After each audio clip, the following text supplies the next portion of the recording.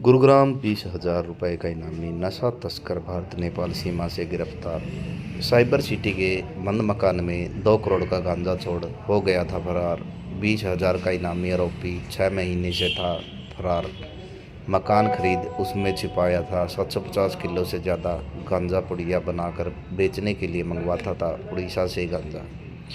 उड़ीसा से 2 करोड़ रुपए का गांजा मंगवाकर गुरुग्राम के गांव दौलताबाद कूनी में छिपाने वाले आरोपी को पुलिस ने 6 महीने बाद गिरफ्तार कर लिया है।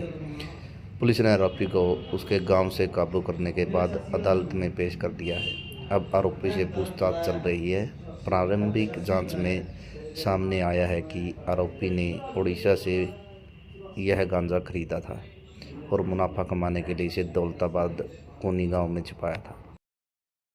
अगस्त 2024 में गुरुग्राम पुलिस की क्राइम ब्रांच को एक सूचना मिली थी कि पटौदी क्षेत्र में एक गांव में काफ़ी मात्रा में जो नशीला पदार्थ गांजा है वो रखा हुआ है। तो जिस सीक्रेट इन्फॉर्मेशन को पुलिस के द्वारा क्रॉस वेरीफाई करते हुए और पटौदी क्षेत्र के उस गांव में जाकर के दौलताबाद क्षेत्र का गांव था कुनी, वहां जाकर के क्राइम ब्रांच की पुलिस टीम के द्वारा चेक किया गया। तो वहां स्पॉट से करीब 762 किलो गांजा गुरुग्राम पुलिस के द्वारा बरामद किया गया था। जो बरामद गांजा था उसकी वैल्यू मार्केट के हिसाब से करीब 2 करोड़ रुपए उस समय पर आंकी गई थी, जिसको जब बाद में वो लोग अलग अलग तरीके से मार्केट में बेचते हैं तो उसकी वैल्यू और भी ज़्यादा काफ़ी गुना बढ़ जाती है। तो इसी में गुरुग्राम पुलिस की क्राइम ब्रांच की टीमें लगी हुई थी। तो अलग अलग टीमों के द्वारा भी इसमें कार्रवाई की जा रही थी।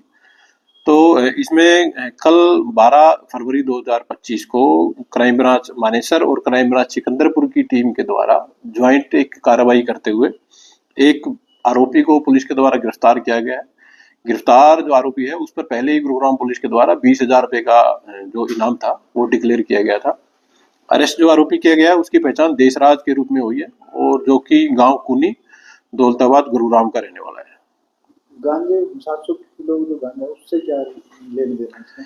ये जो आरोपी है इसने गांव के एक अन्य व्यक्ति से ये मकान खरीदा था और उस खरीदे गए मकान में इसने 762 किलो गांजा उड़ीसा के एक क्षेत्र से मंगवा करके रखा हुआ था।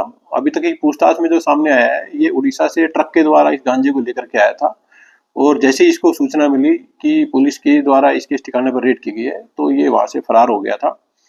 अभी इसको पुलिस के द्वारा कोर्ट में पेश करके पुलिस कस्टडी में लिया गया है और जो इसके अन्य जो साथी हैं जहां से उड़ीसा के जिस क्षेत्र से इसके द्वारा गांजे खरीद की गई थी उस क्षेत्र में अन्य आरोपी हैं उनकी तलाश के लिए पुलिस की टीमें रेड कर रही है।